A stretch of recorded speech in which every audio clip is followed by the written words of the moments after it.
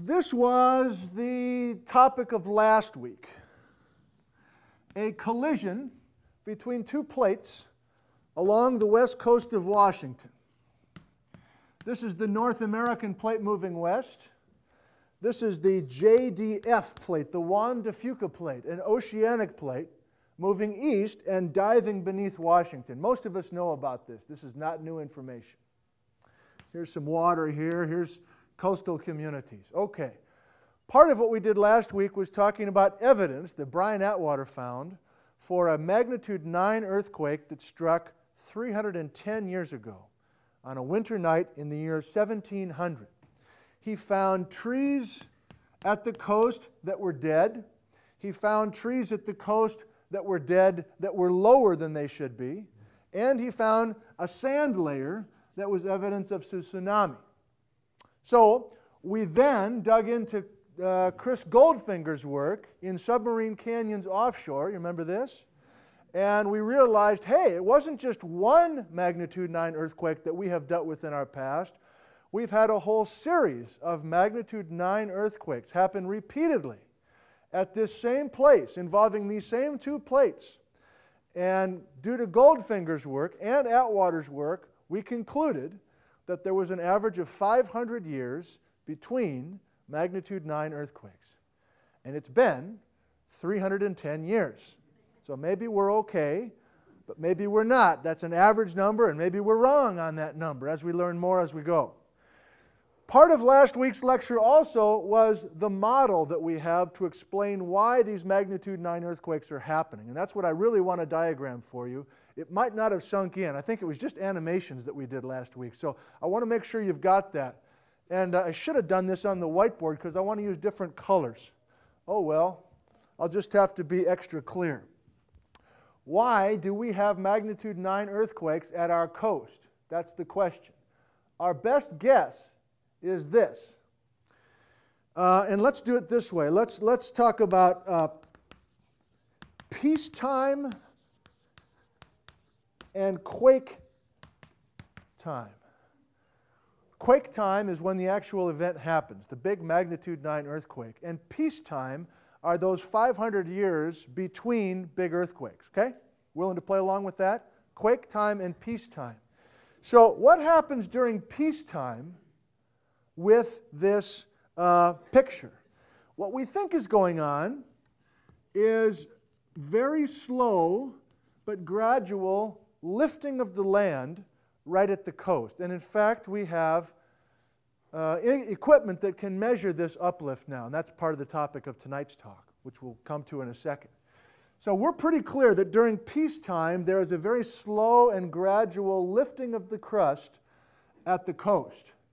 And during the quake time, the magnitude 9 event, what happened at the coast? Boom, all at once, right? So at the coast, during peacetime, we have 500 years of slow, gradual uplift.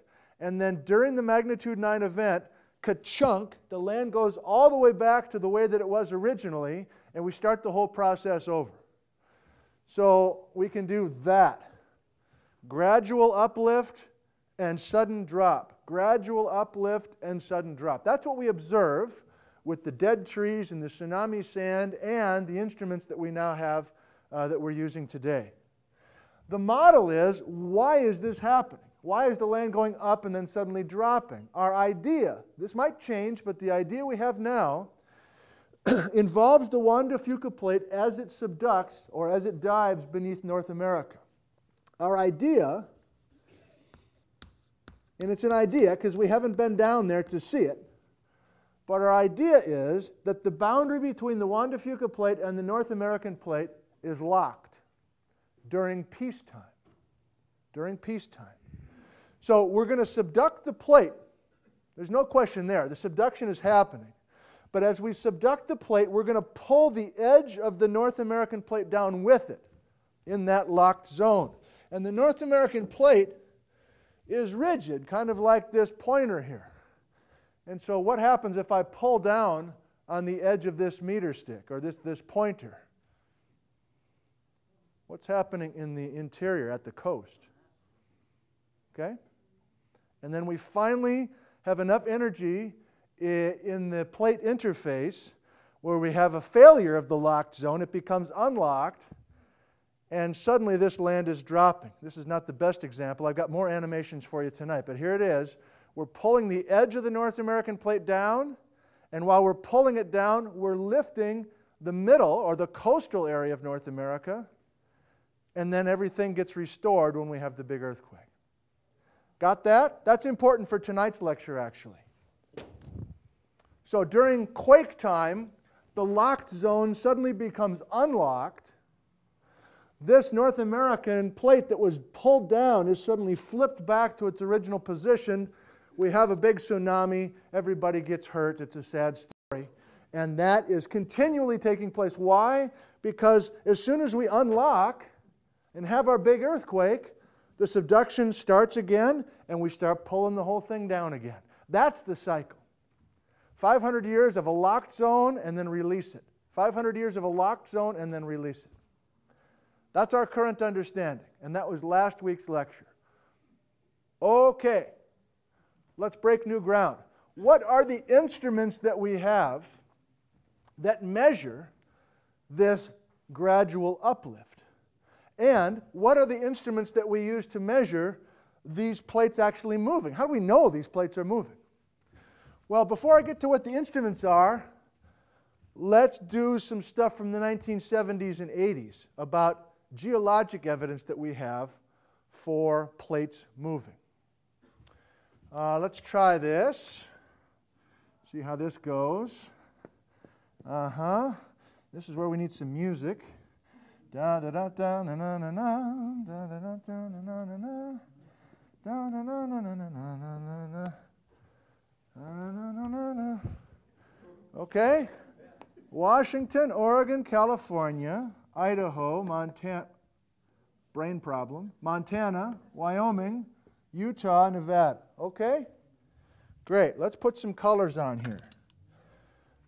Yellowstone National Park is a volcano. It's in Wyoming. It's a supervolcano. We haven't talked much about it here, but it's a volcanic system that's very different than our cone-shaped volcanoes.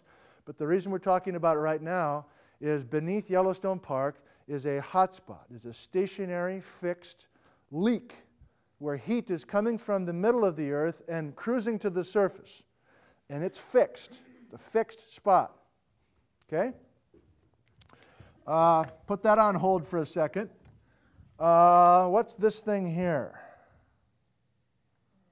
That's right. This is the San Andreas Fault, which is a plate boundary between the North American plate and the Pacific plate. Now, I'm going to get my use out of these colors here today. Plates are big chunks of the Earth's crust moving in different directions. And there's another plate right over here. What's that? Juan de Fuca. Great. So let's go back here, and now we're putting in the Juan de Fuca plate, which is next door to us. That was the plate we have here. So there's three plates interacting with each other in the Western North American plate. Now, how do we know that the North American plate is actually moving? One way, before we had these fancy instruments I'm about to tell you, I will be falling tonight. I will be falling face down and might bounce a couple times when I land. Just camera guy, be ready for that. Okay, great. What evidence do we have that North America is moving? Well, this is a fixed hotspot at Yellowstone, but there are progressively older volcanic deposits that stretch into northern Nevada.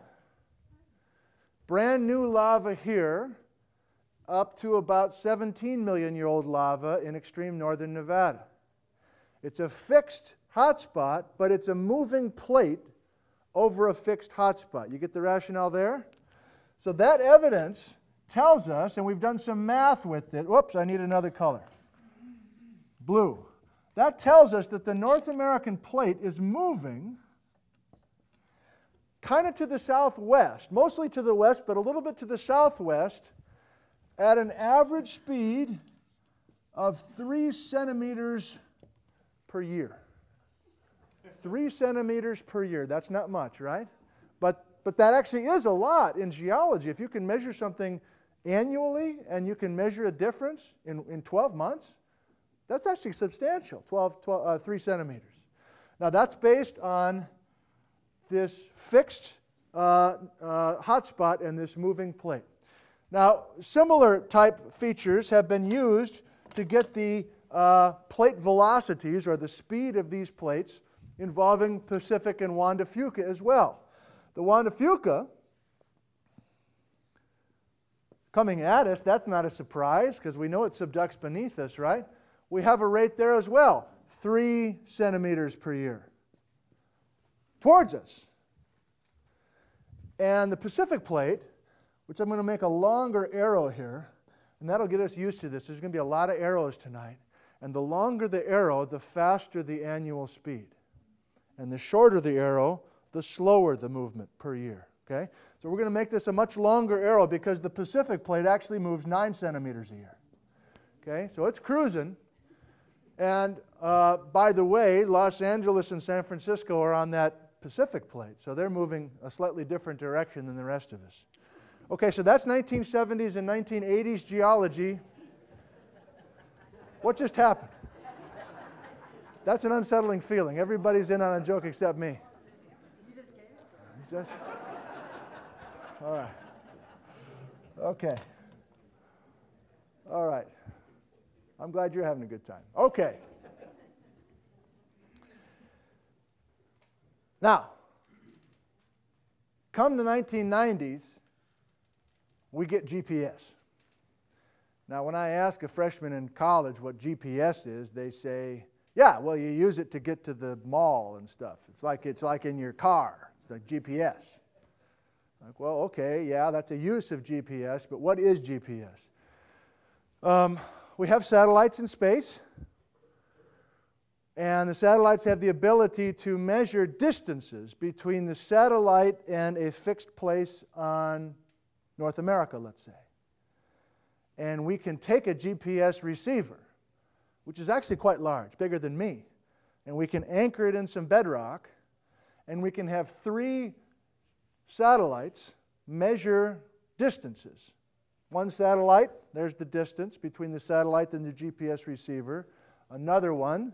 We can have 3 satellites, 3 different distances, and we can precisely locate the latitude and longitude of that GPS receiver down to fractions of millimeters. Incredibly precise for scientific use. That technology of determining precise latitude-longitude locations of spots on our crust have given us more precision on how to measure the movement of these plates. And that's what we're talking about tonight.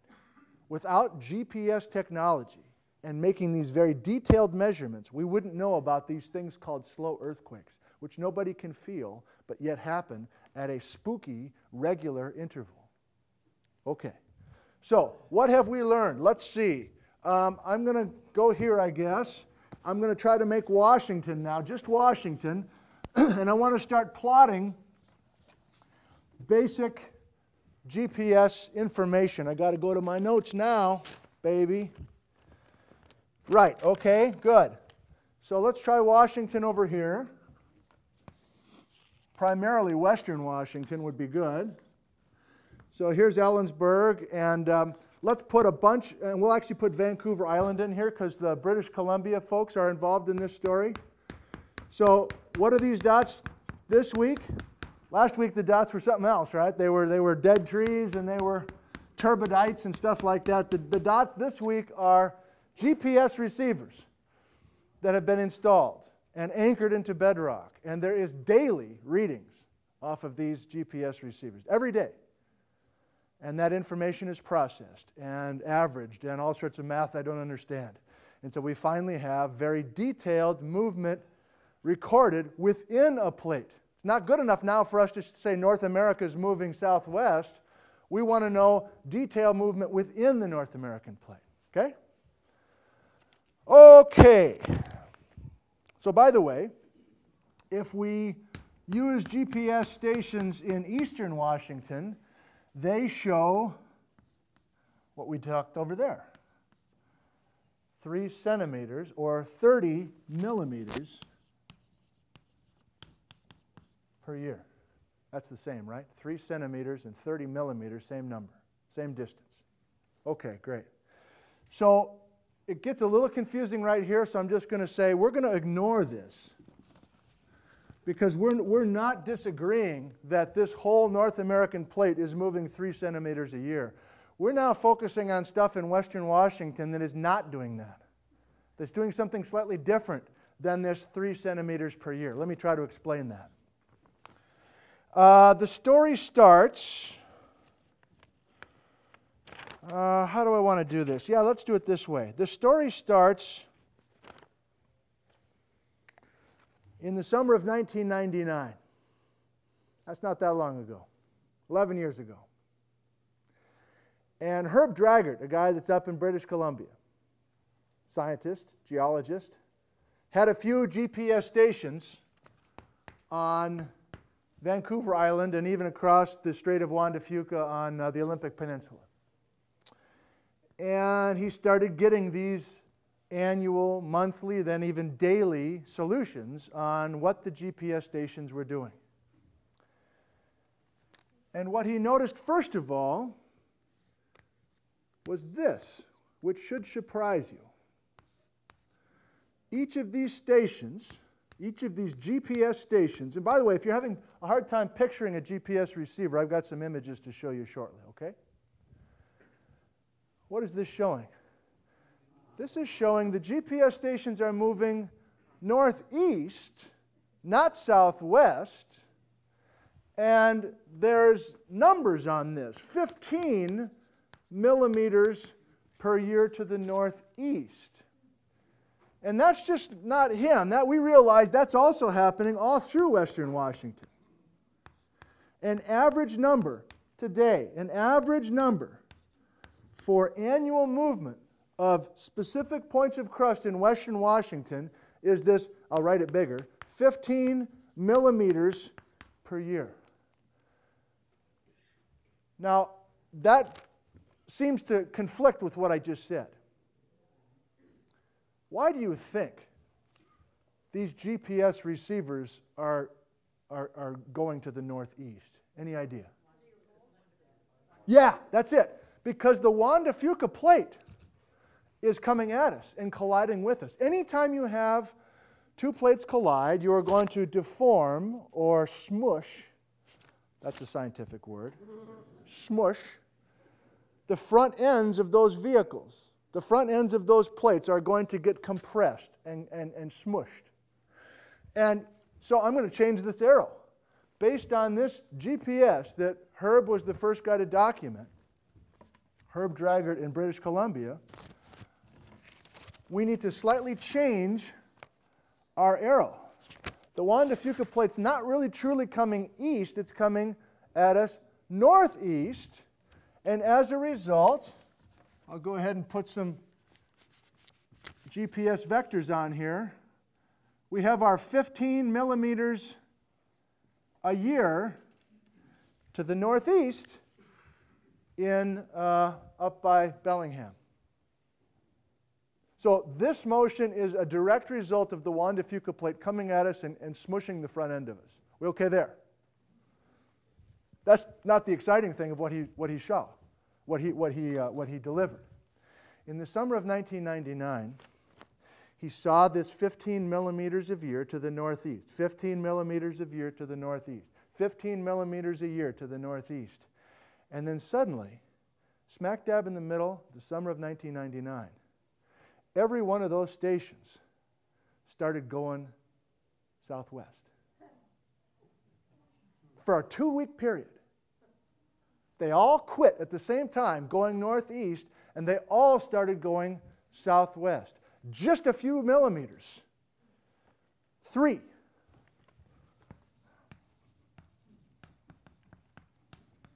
Oh, I shouldn't do that. Too many arrows. So here's the first major moment of tonight. that leads us to this idea that something weird is happening. This is not the weird part. The 15 millimeters a year to the northeast makes sense to us because we have a plate collision. That's okay. But the part that got freaky is this 2-week span in the summer of 1999 that actually said every station went the other way. And after that 2-week time, went back to the business of going northeast. So there was a 2-week event, a 2-week happening. Didn't know what it meant, but we had this sudden reversal. Now, pause the story for just a second. 5 years earlier in Japan, there was a significant earthquake that killed a lot of Japanese. The Kobe earthquake, 1994, maybe 1995. And I think the economy in Japan was still strong at that time. They had money to burn, and so they started installing GPS receivers and all sorts of other geodetic-type equipment in Japan to try to help predict or at least understand these earthquakes in Japan. The Japanese were the first to see this GPS about face, this 2-week going back the other way routine. But Herb was the first guy to see it in North America. So we're up to summer. He published his paper in 2001. Okay? Hey, scientific community, we've got this funky behavior. Don't understand it. GPS stations doing what they shouldn't be for 2 weeks, and then they go back to it. And by the way, this is cumulative. I'm getting ahead of myself. Forget that. Okay, great. All right. Doing okay so far? Okay. Megan Miller, Central Washington University, starts meeting with Herb and says, I think I can get a bunch of money from the National Science Foundation to install a bunch more GPS receivers. And I wonder if what you caught, Herb, up on Vancouver Island happened throughout the Northwest, or at least further south in Washington. So she started working on this with a guy named Tim Melbourne. I'm going to write his name down because he's kind of the star of tonight's show. You've probably seen him in Safeway. You didn't even know it. He lives here. Tim Melbourne. Classically trained seismologist, grew up in Pasadena, went to Caltech, all that stuff. And here he is in Ellensburg. And he started working with Megan on this problem. And Megan has since moved on to greener pastures, and Tim has now taken over and has a number of graduate students working on this issue. And so all of this work we're going to talk about tonight over the last decade, the unifying thread between all of that is this guy, Tim. I'll show you a picture just in case you see him at Vinman's Bakery next time. Okay, great. So Megan and Tim, Central Washington University, humble little Central Washington University, got this funding to install all this equipment and start receiving it. And we hired a few extra people. They actually work in Hebler Hall. Some of you in the Ice Age group, you go to talks at Hebler Hall, right? What do? You go in the front door, you take a right to go to the auditorium, right? Well, if you go in the front door and take a left, that whole hall is offices of folks that work on this, including Tim and Marcelo and Rex, et cetera, et cetera. Okay, what did they find? Megan and Tim Melbourne. Just about a year after Herb, yes, they saw the next one of these bizarre events where the arrows started going the other way for a 2-week period. And it gets better than this. There is a 14-month, almost clockwork, 14 months between these 2-week windows. So I'll say that again. I'm not being very clear with my arrows. It's almost like peacetime and quake time again if you want, but this time it's not in the trench. We're just talking about these vectors involving GPS motion. Visualize this, and I'll have some animations for you. Visualize 14 months of 15 millimeters a year motion to the northeast, 2 weeks of back. 14 months, 2 weeks back. 14 months, 2 weeks back. We've observed it now for more than a decade, and it's 14 months every time. That was the contribution of Miller and Melbourne.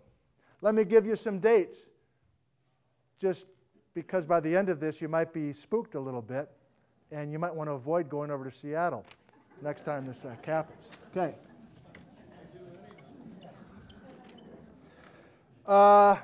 May of 97, 2 weeks to the southwest. July of 98, September of 99, December of 2000, February of 02, etc. The most recent one, August of 2010. Just a couple months ago. We had our 2 weeks. None of us knew it. I didn't even, just the Hebler guys say, hey, got an event going. The next one, if we keep this 14-month cycle intact, which we have every reason to believe, yeah, you can do the math, October of 2011. October of 2011. October of 2011 is the next time we're going to have one of these events. I'm being coy about what the event is. I'll get there in just a second. The real concern is, I can't hold it. I got to say a little bit about it. Why should we care about these little events? We think these events might be a possible loader or trigger for the next magnitude 9 event. That's the real concern, and that's why we're paying a lot of attention to this. We're not there yet to understand why that is, but I just jumped to one of the conclusions of tonight. These freaky little 2-week windows might be coincident with releasing all of that energy at the trench. Okay, so October 2011, don't schedule a big party over there. Okay, great. What are we doing next? Both Draggart in 1999 through 2001 and Megan Miller and Tim Melbourne called these events slow, silent earthquakes. Okay. They have the ability to understand this movement of crust and realize what kind of energy we're talking about. And that's the geophysical part, which I'm pretty weak on, I must admit. But the basic message is a magnitude 6.7 earthquake. Have you experienced one of those or have a concept of that? It's a potentially deadly earthquake, 6.7. And earthquakes that are 6.7 around the world happen at the snap of a finger. Take that energy from a 6.7 earthquake and have it release over a 2-week window, and you've got a slow earthquake. So the equivalent of a magnitude 6.7 is released, but over this weird 2-week window. So it's slow and it's silent. We're not feeling it. Even many of the instruments, the seismographs, we're not really picking it up very well, the things that record ground shaking. So I agree, they're strange. They're freaky. Flash forward the next couple of years, Herb Draggart's at it again with some Japanese scientists, mainly the folks in Japan. And they have the ability to work with something called tremor, which I don't have the background to explain very well. But the discovery of tremor, which is what was viewed up to that point as kind of background noise with these events, was actually interpreted as a real thing. So these are no longer called slow, silent earthquakes because they're truly not silent. We do have instrumentation picking them up. And there are signals being produced during the 2-week window. Still unclear what it means, but we have instrumentation to pick it up. So it's more than just the GPS going the wrong way. And again, if I put in red arrows half as long, or even less than that, the red is what we're talking about with which one of these events. So these events are now called slow earthquakes, or another way, these are called ETS events. Episodic tremor and slip. I'll write that out. If you want to sound smart tomorrow, that's what you're going to lay on your coworkers, all right? Episodic tremor and slip. maybe you're getting bored about right now, because we haven't applied this to anything real. We haven't talked about the subduction zone, and we're going there in just a second to try to explain why these episodic tremor and slip events are taking place. So, slow earthquakes, episodic or tremor and slip or ETS events every 14 months in Western Washington. One of Tim Melbourne's graduate students, Walter Zaliga, wonderful, brilliant guy from Massachusetts who spent a couple years in Ellensburg, worked on this and started going further south. So then we started using GPS receivers that were in Oregon, in California. In other words, involving this entire plate boundary that was doing its regular thing last week in our lecture, right? You might recall, by the way, last week in our lecture, we decided from Goldfinger's work that every 500 years, the entire trench fails, great earthquake, magnitude 9. But do you remember that also from last week, there were more frequent earthquakes in southern Oregon and northern California? In other words, smaller segments of the trench were failing and producing slightly smaller earthquakes, not magnitude 9. So as we looked more carefully, we realized there was a more complicated story. Same thing with these ETS events. And this is Walter's work from 2008, just a couple of years ago when he published this. He realized and figured out that our recurrence, I'll do this in a different color, our recurrence interval, or average number of years between ETS events or slow earthquakes in Washington, was our 14 months that I just mentioned. He crunched the numbers with the GPS stations in Oregon and California. There's an 18-month window between ETS events in Oregon, especially southern Oregon, and you get into northern California, and there's an 11-month window. So that fleshes it out a little bit more. This is not just the Northwest that receives these events. It is all along the strike, or along the trend of this trench, but it doesn't behave the same all the way across this stretch. What do we do with that? We're not sure. We'll try our best before we quit tonight. That gets us up to 2009 and a paper that just came out by Tim Melbourne and his graduate student Jim Chapman. And I think that's the last diagram I'm going to draw. I guess I'll do it over here. And then we'll go to some slides to flesh this out a bit. Uh-oh. All right. I'm out of my comfort zone. I don't know if you can tell. This is not the stuff that I normally teach about. And Tim has been helpful to me over the last week answering dumb questions. But it still feels a little odd. It's good for me. It's healthy for me. Try this, you know? Especially since literally people here in Ellensburg at Central are the main players in this, one of the main players across the world, really, with this kind of work. And the Japanese are still at it, and there's some other folks as well, but we're a major player. Okay, so back to what we started with tonight. We'll put Westport, Washington, a coastal community, on our picture. Here one more time is the Wanda Fuca Plate subducting. And here's the North American plate. And now we realize it's more complicated. The front end, here's where our GPS stations are. The front end of Washington is actually being compressed, going the other way, going against the grain.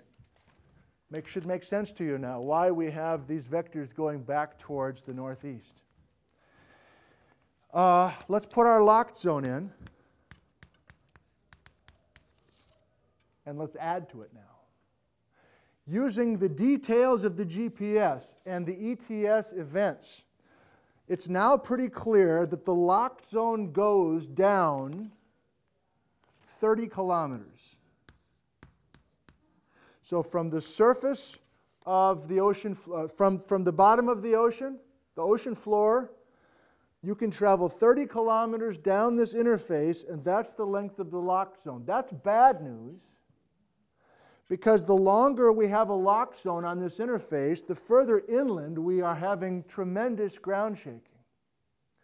That's the point of the recent paper that came out. With all this mathematics and GPS work done here, This length of the lock zone appears to be longer than we thought. We're hoping it was a short locked zone, mainly out here in the water, and we'd mainly have tsunami issues. But now it's starting to look like we're talking about literally crust beneath the Olympic Peninsula and maybe further approaching the metropolitan area of the Puget Sound that is approaching this locked zone. But we still haven't gotten to the model of why we think the ETS events are happening. What if we go way down on this interface? This is what I'm calling this boundary, an interface between the North American plate and the Juan de Fuca plate.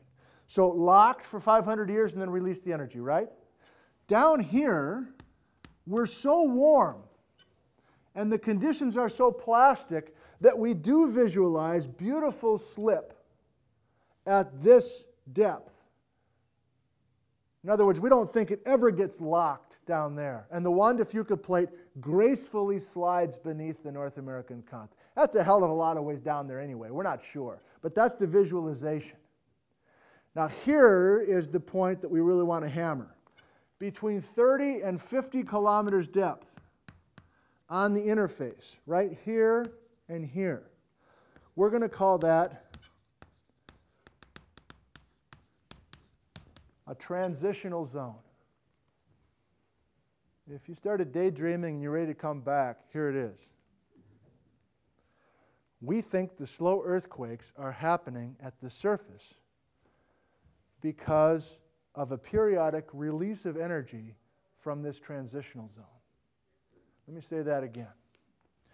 We know that the 500 years between big earthquakes, all we're doing is locking this up. And we know that the 500 years between big earthquakes, we have beautiful slip this far south.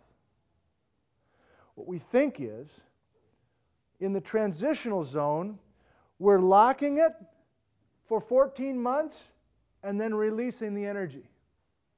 And locking it for 14 months and releasing the energy. And locking it for 14 months and releasing the energy.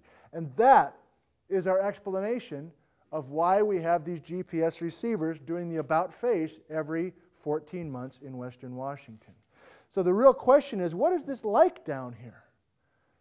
These are temperature and pressure conditions that are hotter and higher pressure than the locked zone. Is the rock kind of plastic? Is it like silly putty? What's the role of fluids? Are there hot fluids in here allowing the release of some of this energy? But there's one particularly key animation that will show what we think is happening here and will also help us explain this regular 14-month interval. That's kind of where we are in our understanding. And before we quit and go to the slides, I was in the pasta company last night for our weekly dinner. My wife, who teaches at the middle school, and my two kids who are still living with us. Oldest boy's off to college. So we go out to eat once a week. It was Mom's turn. We went to pasta company. And the youngest guy actually said, "So, what are you going to talk about in your lecture tomorrow night?" And first of all, it was just like a question to me without any sort of money involved or asking for things. So that was odd enough. And then I said, well, we're going to talk about these things called slow earthquakes, and we don't really understand them. And I described them just a little bit.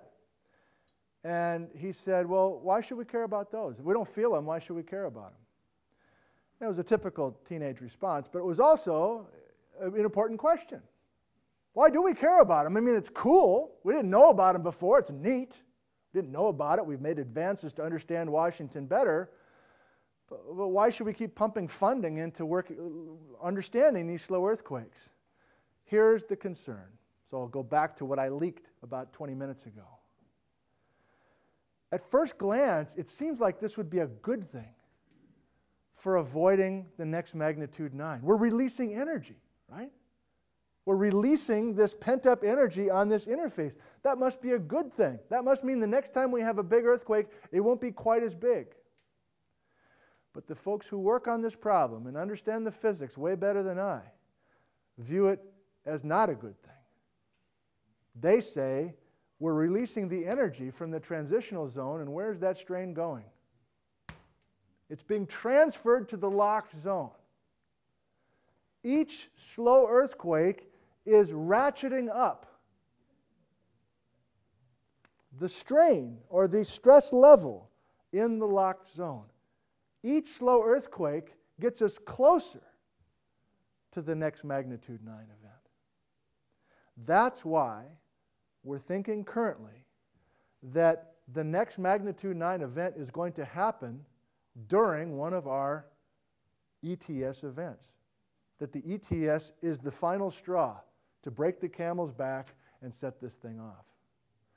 And that's potentially scary. What was the date? October 2011? We're probably okay there, right? Because it's an average of 500 years. But remember the poor folks in Southern Oregon who also have ETS events. They were overdue. Remember their recurrence interval from last week? It's been 310 years, and their recurrence interval was something like 270 years. So the next ETS event in Southern Oregon has more drama than our next ETS event. So they are worth learning about if they are truly a potential trigger. And the only good news I can spin on this is that it is a 2-week window that we have our slow release of this energy. And if we can somehow identify the ETS event in the future that is the trigger, I don't know how we would do that, but let's say 50 years from now we can actually know enough about these ETS events to know, okay, this is the one that's going to do it. Then we can predict, in a sense, the next magnitude 9 event. Because we've got the 14-month window, we can get everybody out of the Puget Sound, whatever that means, and we can somehow prepare. This is essentially, potentially, a precursor event, which is what we've been looking for since plate tectonics was discovered in the 1960s. I actually used to show a film, I should probably find that film, shot in 1970, right after all the plate tectonic exciting discoveries were made. And this young geologist, this guy with the shades on and everything, looks right in the camera, and he's like 1970. He says, by 1981, we're going to be able to predict every major earthquake on this planet. And there were so many mysteries solved in the 1960s with plate tectonics. I don't blame the guy for thinking that way. It was, oh, just gravy to figure out how to predict the earthquakes. Well, here we are, 50 years later, and we really don't still have it figured out. This is a potential precursor for the next magnitude 9 event, and that's why it's worth studying. Okay, he looks for his pointer. He finds his pointer. He grabs it. He picks it up, and he goes to the board. Speaking in the third person now, that's real modesty for you. Here's a map of the world and hotspots. Those stationary fixed plumes. And these numbers are the centimeters per year of movement. This is from geologic evidence now. So we've got a good feeling for the motion of the plates long before GPS. Next one, Eric. Here's another piece of geologic evidence to prove that plates move at varying speeds. It's going to take you a while to figure this one out, but it's pretty powerful, so let's take a moment to try it. Here's North America. Here's South America, Africa. You got it? Here's the Pacific Ocean with all these colors, and the Atlantic Ocean with all these colors. The colors are different ages of the ocean floor. And the red colors are young rock, and the greens and eventually blues are hundreds of millions of years old. The sea floor spreads at the Mid-Atlantic Ridge and the East Pacific Rise. Which ocean is spreading faster? This is the answer. Because we have wider bands of colors, meaning it's spreading faster than the bands of the colors we have on the Atlantic Ocean floor. So that by itself tells us that these plates are moving at different rates. Don't know if you got that one, but I tried my best. Yep, next one. So we have plates, and of course we're talking about the interaction between North American plate, Pacific, and Juan de Fuca. Let's go there, Eric. Here is a little movie, cutting away. Don't start it yet, please. Here's the trench. So we have Juan de Fuca coming at us to the northeast, technically, right? Beneath Oregon and Washington. Go ahead, Eric. So let's slice this. God, in living color, moving pictures. The dramatic aspect of it. Here we have subduction. Yes, we have volcanoes. That's next week, I guess. And those green stars were the earthquakes generated. Now let's zoom in on the subduction zone itself. Notice all the deformation here. Notice the smushing of the edge. The GPS is going to help us understand that that's truly taking place. And then our blobs of magma feeding the volcanoes. Okay, that's cute. Next one, please. Here's an old school diagram. We're talking about magnitude 9 events happening out here. Please understand there are other earthquakes that happen regularly that have nothing to do with what we're talking about tonight. The Nisqually earthquake of 2001, the big Seattle fault earthquake of more than 1,000 years ago. We can revisit that at some point, but probably enough earthquake stuff for this series this fall. Next one, please. So, not the greatest quality, but I think does a nice job of showing our locked zone, our slip zone, and our transition zone. And this was done before Chapman's work that was published last year. So I think we want to bring this lock zone further down. So what depth? Yeah, maybe 50 kilometers, maybe even 60 kilometers depth from the surface. Next one, please. This is a movie just showing the crumpling or the smushing of the front end. Let's try it, Eric. I'm underwhelmed so far. How about you?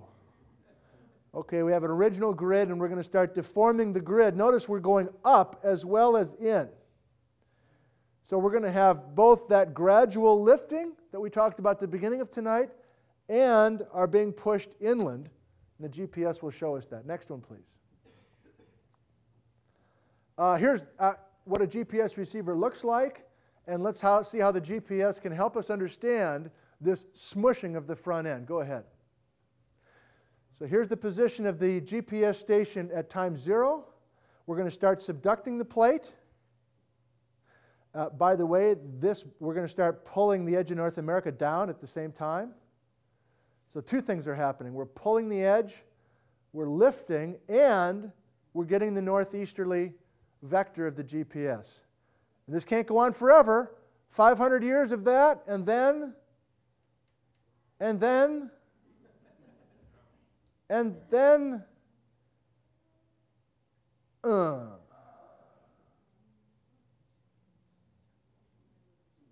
Okay? Next one, please. So here's just a quick primer on the GPS. We have our satellites. We need 3 of them.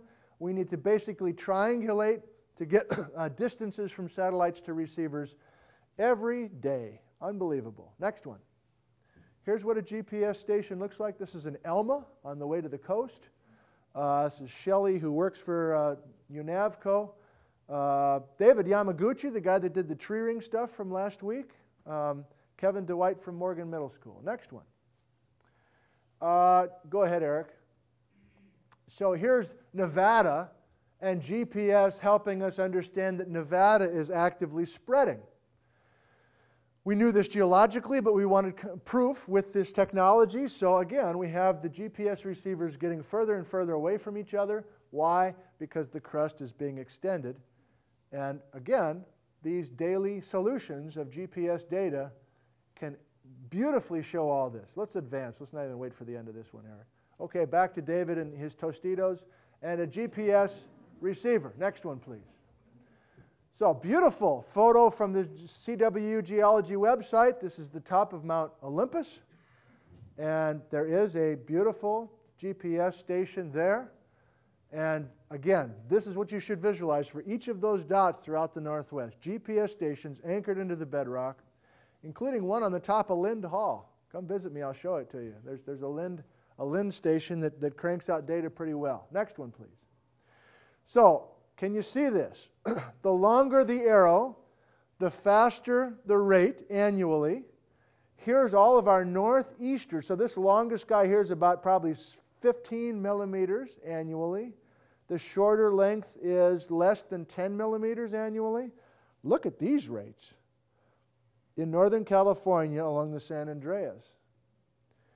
So you've heard me talk about this clockwise rotation of the Pacific Northwest crust. I kind of blew it when I told you that. I've learned since then that it's not all Northern California driving the clockwise rotation. It's the Pacific plate yanking on this part, true, but it's this northeasterly motion of the Wanda Fuca that's really driving much of this northern part of the clockwise rotation. Didn't quite have that figured out till now. Next one. Movie showing the last 40 million years, and I want you to focus on us and how we do ultimately get the clockwise rotation because of changing plate boundaries. Go for it, Eric. We don't need to get into the details of this. This is an old plate that used to subduct, no longer does. We now have our Wanda Fuca. We haven't done it yet, have we? But we're about to. Check it out. In the last 15 million years, here we go.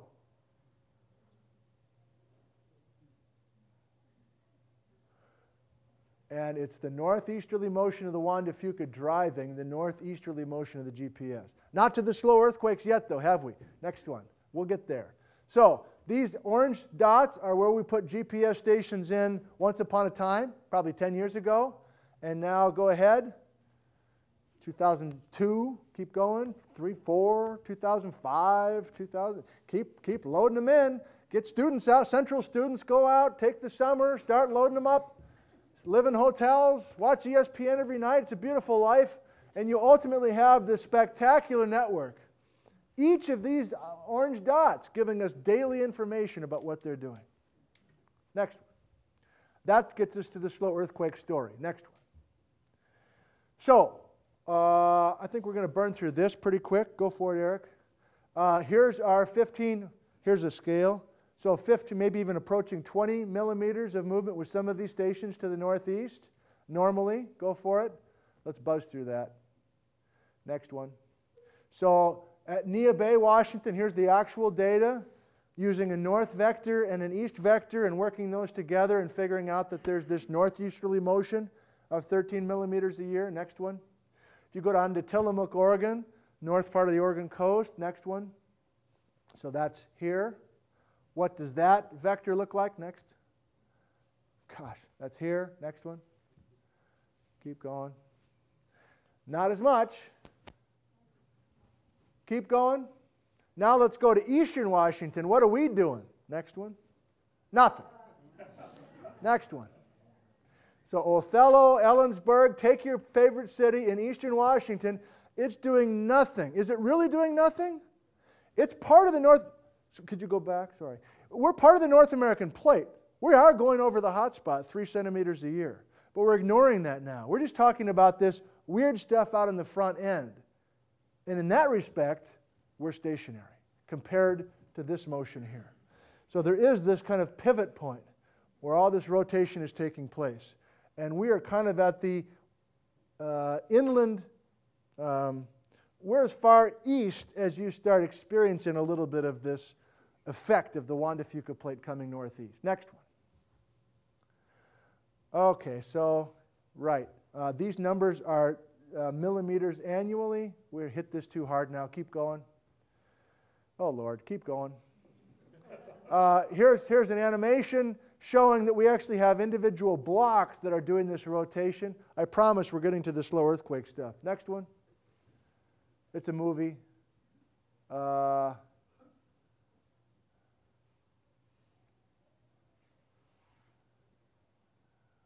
that was worth it. Okay, next one, please. Aha! So, here's what the slow earthquake data looks like. It's messy. I'm going to do my best to show it to you. Here's years, 1997, 98, 99, 2000, etc. Here are individual GPS receivers. And all I want you to notice is that they go to the upper right and then they jump down. They go to the upper right and they jump down. Each of these blue lines is what? A slow earthquake, an ETS event. And I've got a couple animations that are good that I promise that I'll show you that'll be worth your while. Next one. Here's one of them. So we're going to start this movie in just a second. Here's our GPS receiver. It looks like a big gumdrop. And we're going to show it moving. This is cut off on the top, I guess. We're going to go from southwest to northeast. And we're going to plot that on this graph, 98 to 2002. Let's try it, Eric. It's going to take a second to start up. Okay, good. Southwest to northeast. So, great. Wait 14 months, and then 2 weeks of back. Is that what you visualized? 14 months to the northeast, and then we got 2 weeks of back. We're releasing energy in the transition zone down at the interface. This is what we've discovered. It's been going on for thousands of years, right? But we've only observed it in the last 10. The net result then is this kind of sawtooth pattern. The general trend is this.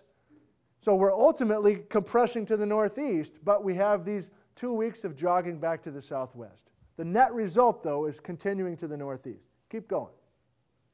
Back to that. You got it now? Next one. Okay, this is the best animation tonight. And there's like 5 things going on at the same time. So let me see if I can keep your attention for just a couple more minutes. What do we have? We have the Juan de Fuca plate. We have the North American plate. We have the subduction. So first of all, we want to notice the original location of the edge of the North American plate. What's going to happen to it when we start this movie? It's going to start to get pulled back, right? Great. These are little cells showing the crust before we start compressing it. And you'll notice that we're going to do the most compressing out here close to the lock zone, and we're not going to mess with this at all. These are GPS stations at the coast, in the Olympics, and over here in Ellensburg. Now, this is actually Puget Sound and Ellensburg. So we're going to plot that up here, and these graphs are going to look different for each of these 3 GPS stations. Plus, we're going to see what's going on in the transition zone. This, if you only want to look at one place in the movie, look right here, because that's what we think is causing the slow earthquakes every 14 months. Play it, Hal. Okay.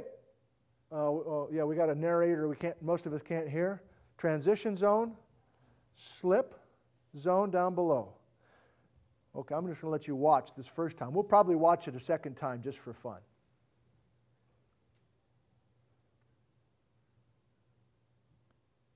And slow earthquake. And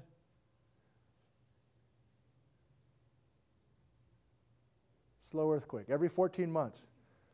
So you see what's happening with the GPS station? It's going northeast, northeast, northeast, southwest. Look at what's happening to our guy here. Up and inland.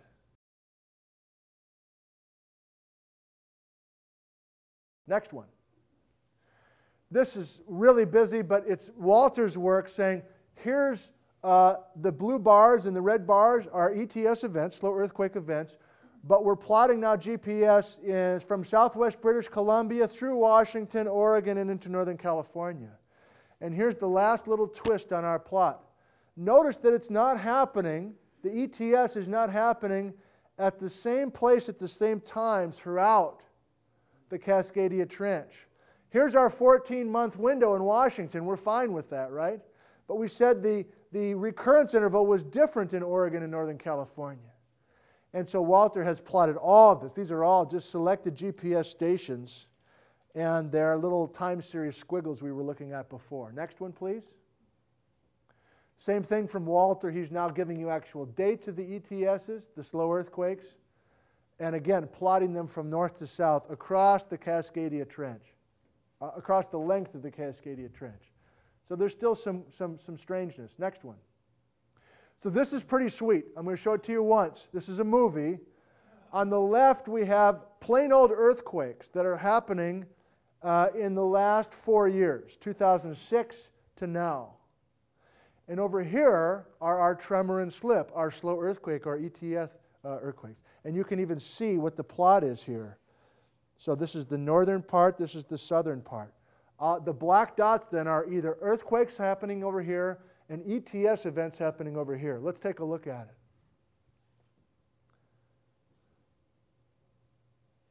We're mainly looking here at our transition zone every once in a while releasing some energy.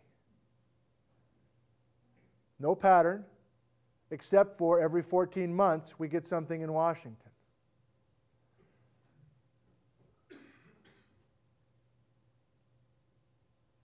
For For some reason, this animation is jumping a little bit. I don't understand that.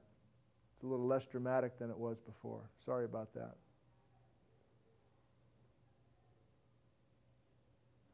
None of these are magnitude 9, right? We've got to wait 500 years between those guys, thankfully.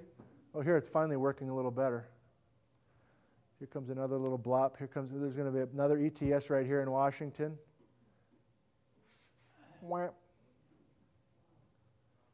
And what are you trying to visualize? You're visualizing beneath this. That was a good question. Beneath this is the transition zone, right? The transition zone is not here. We got to dig beneath the transition zone, which happens to be beneath where all the people live. Next one. Couple final photos. This is the geology department at Central, and I'm showing you this photo because there's Tim Melbourne, Marcelo, Andy, Craig, and Rex are the heavy hitters doing this research. They're all humble, quiet guys, but they're really, really good at what they do. Next one. Tim Melbourne. Let's build a shrine to him this evening. Next one, please. Final slide. This is the depth of the interface. So this is it even worth getting into this? Oh man, I don't want to finish stumbling like this, but I'm going to try anyway. Basically, this is peeling off the North American plate and looking at the interface itself, looking at the boundary between the North American plate and the subducting Juan de Fuca plate. And notice this bend. Why is that? The Juan de Fuca plate is not flat. It's bent. It's got an arch to it as it subducts. So if you want even more complications, you're dealing with a three-dimensional slab that's not a plane as it subducts. It has an arch to it. That's why there's this bow. And what we're talking about is when we finally do get big events on the interface, we're going to have very little slip here and much, much more slip as we get closer to the actual trench. This is trying to plot the amount of slip when we have a magnitude 9 event. 20 meters of sudden ground movement underwater generating tsunami out here. But the bad news is some slip directly beneath the Olympics, which is neighboring where our friends and loved ones live. That's enough for tonight. Thanks for your attention. Appreciate it.